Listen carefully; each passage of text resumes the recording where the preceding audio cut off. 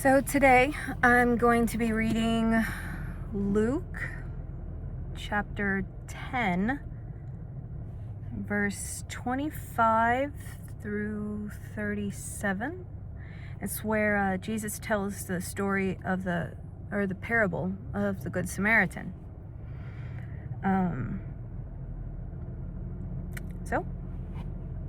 Luke 10:25. On the occasion, an expert in the law stood up to test Jesus. "Teacher," he asked, "what must I do to inherit life?" "What is written in the law?" he replied. "How do you read it?" He answered, "Love the Lord your God with all your heart, and with all your soul, and with all your strength, and with all your mind, and love your neighbor as yourself." "You have answered correctly," Jesus replied. "Do this, and you will live." But he wanted to justify himself, so he asked Jesus, "Who's my neighbor?" And in reply, Jesus said, "A man was going down from Jerusalem to Jericho. When he was attacked by robbers, they stripped him of his clothes, beat him, and went away, leaving him half dead. A priest happened to be going down the same road.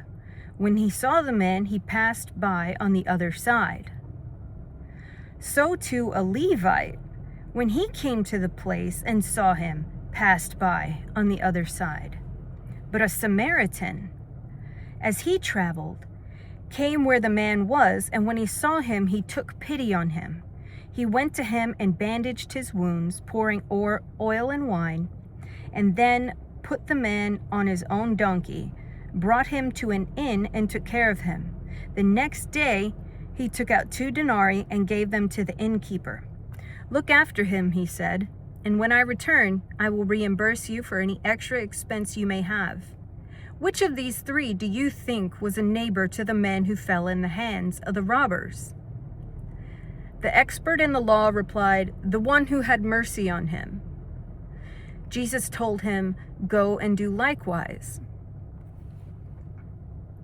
So the way I've read this story for a while now, someone explained bits and pieces of it, and he was a Messianic Jew, and he explained that there are rituals that the Jewish people, like, they have to be very precise, very, like, they can't touch unclean things, because if they do, then they can't go and give atonement for sins. If they pass the shroud, they end up dead. God will strike them dead right there because they were unclean and should not have passed. So they can't touch, like, dead things. They can't come in contact with filth, I guess. So I think that would be the Levite in this story. So I could understand how he would pass by, because he literally has to go give atonement for a great number of people's sins. So he's traveling to this place and he's done everything. He's got the ceremonial robes. He's like going to get forgiveness for the people that he's representing. Okay, I get that. Then the first guy who passed by was a priest who happened to be going down the same road. Now, priests may have been carrying money for, like, people's like where you pay your tithes and stuff. He may have been carrying that. He may have just been afraid that the robbers were using him as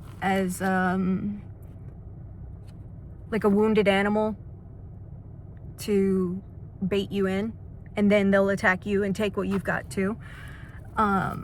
Maybe it was that. So to both those guys, they probably had very good reasons. Maybe they were in a hurry.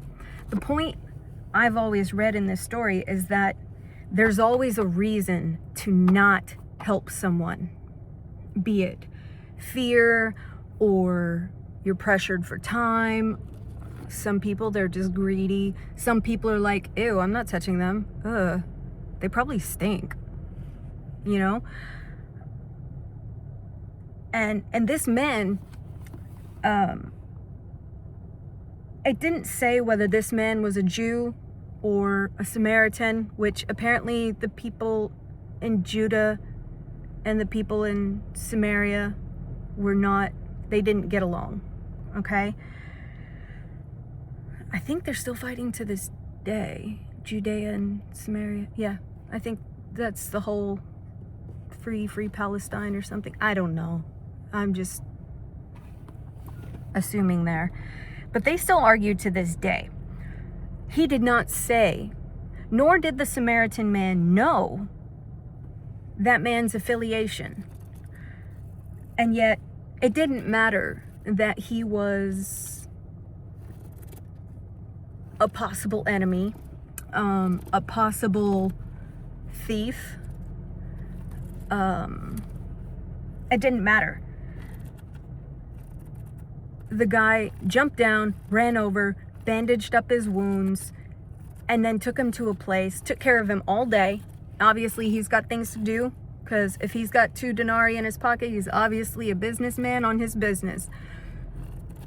Hands the guy the money and says, hey, take care of him. Anything else he needs, take it out of this. If there's any more, when I come back through, I'll make sure I pay the extra.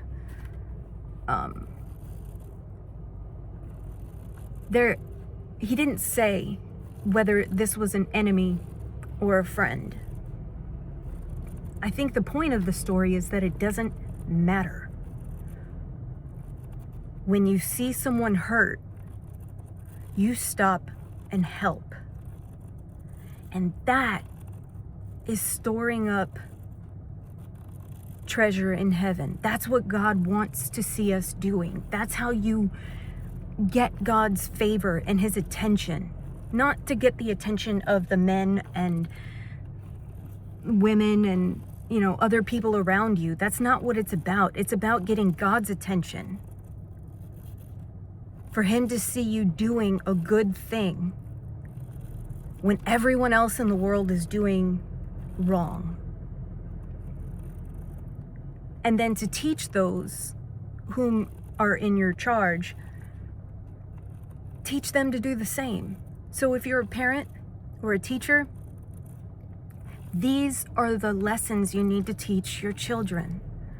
To show kindness, even when someone can or won't return the favor. That's the point. We're not called to be perfect, but we are called to try. And usually when you pray and ask for help, you get help. So that's it for today. Talk to you guys later. Bye.